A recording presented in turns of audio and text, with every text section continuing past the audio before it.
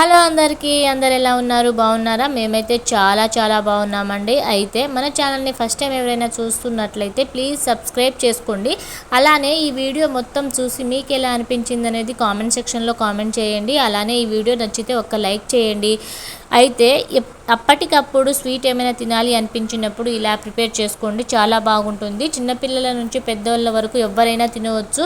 చాలా హెల్దీగా టేస్టీగా అయితే ఉంటుంది. అయితే దీనికోసం ముందుగా ఒక కప్పు బియ్యాన్ని అయితే మెత్తగా మిక్సీ పట్టుకోవాలి. చూస్తున్నారు కదా, ఇలా మెత్తగా మిక్సీ పట్టుకోవాలి. ఇప్పుడు ఒక బౌల్లో వాటర్ వేడి చేసుకోవాలి. అలానే ఇంకో బౌల్ పెట్టుకొని కొంచెం ఆయిల్ వేసుకొని, ఆయిల్ లేదా ఘీ ఏదైనా వేసుకోవచ్చు, కొంచెం డ్రై ఫ్రూట్స్ వేసుకొని ఫ్రై చేసుకొని పక్కన పెట్టుకోవాలి.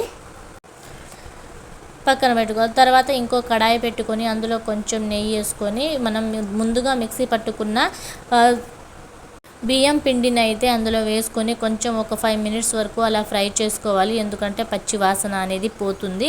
అలానే మంచిగా ఫ్రై అవుతుంది, టేస్ట్ కూడా చాలా బాగుంటుంది. ఇప్పుడు ఇందులోనే ఫ్రై అయిన తర్వాత మనకు టేస్ట్కు సరిపడా బెల్లం అయితే వేసుకోవాలి. ఎక్కువ స్వీట్ తినే వాళ్ళు అయితే ఎక్కువ వేసుకోవచ్చు, తక్కువ స్వీట్ తినే వాళ్ళు తక్కువ అయితే వేసుకోవచ్చు. మేము ఎక్కువ తింటాము కాబట్టి నేను కొంచెం ఎక్కువగానే తీసుకున్నాను. బెల్లం ప్లేస్లో షుగర్ కూడా యాడ్ చేసుకోవచ్చు, కానీ బెల్లం అయితే హెల్దీగా ఉంటుంది, చాలా టేస్ట్గా కూడా ఉంటుంది. ఇప్పుడు బెల్లం కూడా కలుపుకొని మంచిగా బ్రౌన్ కలర్ వచ్చే వరకు కలుపుకుంటూ ఉండాలి. స్టవ్ సిమ్లోనే పెట్టాలి, లేకుంటే కొంచెం మాడిపోతుంది.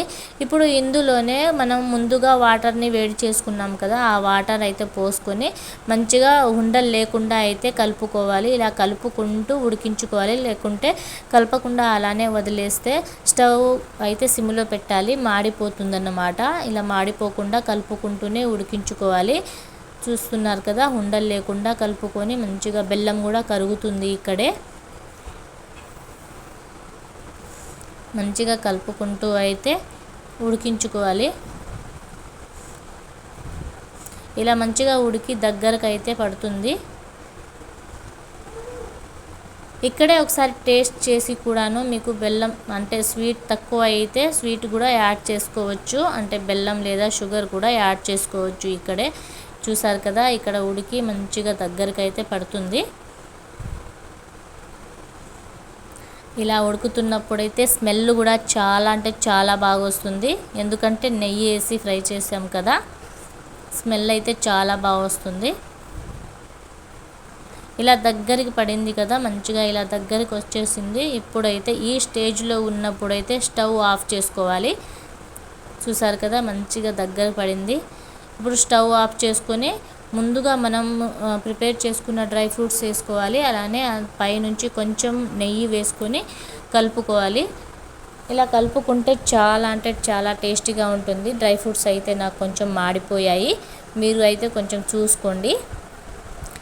మంచిగా మనకు స్వీట్ అయితే రెడీ అయిపోయింది. నోట్లో పెట్టుకుంటే కరిగిపోతుంది, చాలా అంటే చాలా టేస్టీగా ఉంటుంది. ఒకసారి ట్రై చేసి మీకు ఎలా వచ్చిందో నాకు కామెంట్ చేయండి. Thank you.